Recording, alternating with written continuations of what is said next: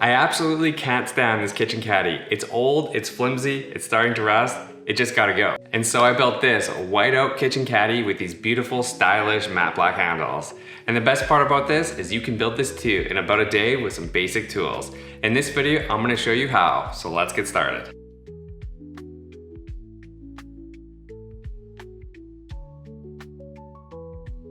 So to get started, I took out all the bottles and the scrubbers from that old kitchen caddy and just laid everything out just so I get a feel for how big I wanted this to be. Then I just sketched a very simple design on a piece of paper. It was going to be a simple box with a slot for one of the brushes. It was going to be about 14 inches long, 5.5 inches deep, and about 5.5 inches tall. I decided to use white oak for this caddy because it's very good in wet applications, which a kitchen caddy will definitely get. And I think it looks really good. After breaking down that board with my jigsaw, I started on my first of the two kitchen caddies I was going to build. This first one, I was just planning on using the 3/4 material just as is, even though later on I decided to change that, and just using 45-degree miters on each of the corners.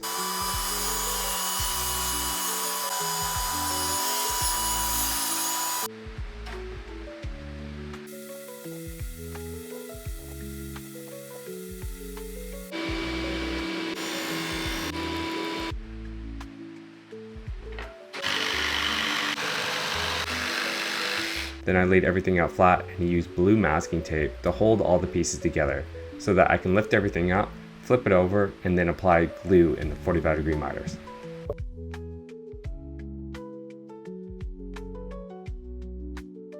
Then I simply folded the box all together, applied a little bit more tape, and then clamped everything to hold it firmly in place as it dried. I know that for extra strength, I could use some spline joints or I could use some dominoes here, but honestly, this is a kitchen caddy. It's not meant to be a high strength application, and glue will hold this more than enough.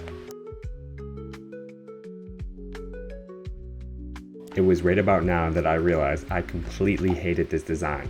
It was too long, it was too bulky, the 3/4 inch material that I was using was too thick and it was too heavy. And as you can see right here, when I put it next to my sink just to see what it would look like, it was too long. So I decided to scrap this one and remake another one. Luckily, this is a really quick project that you can do, so if you make mistakes, you can just start over. The first step in the second build was to buy some more 3/4 inch material and then plane it down to 1/2 inch. That would give it that sleek modern look that I was going for.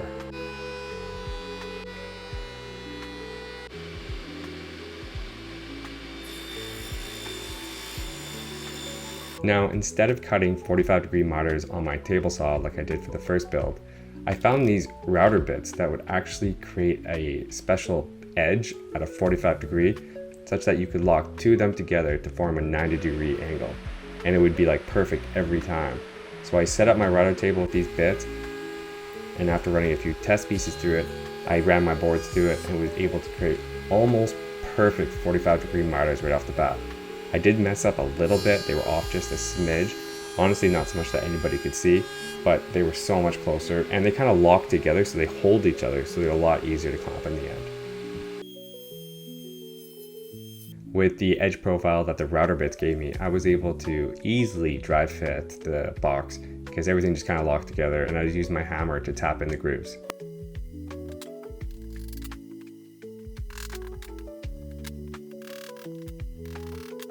With the walls of the box done, it was time to cut a piece of white oak for the bottom.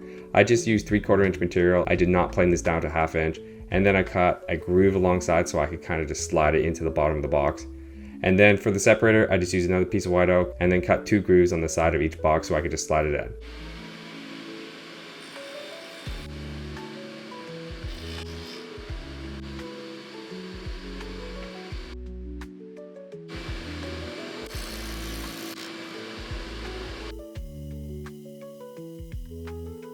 And then it was time for the glue up.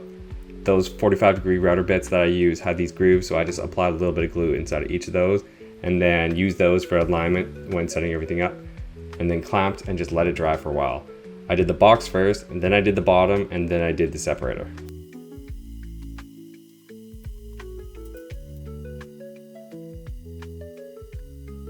I did notice that there was a little gap at the bottom of the box. So to fill it, I just added some wood glue and then just sanded it without my dust extractor hooked up. and the sawdust just filled that gap perfectly.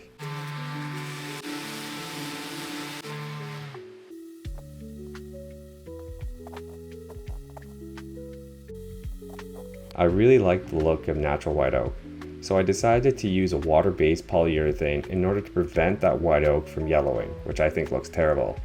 So I used some of this General Finishes high performance satin, which is kind of like my go-to polyurethane right now.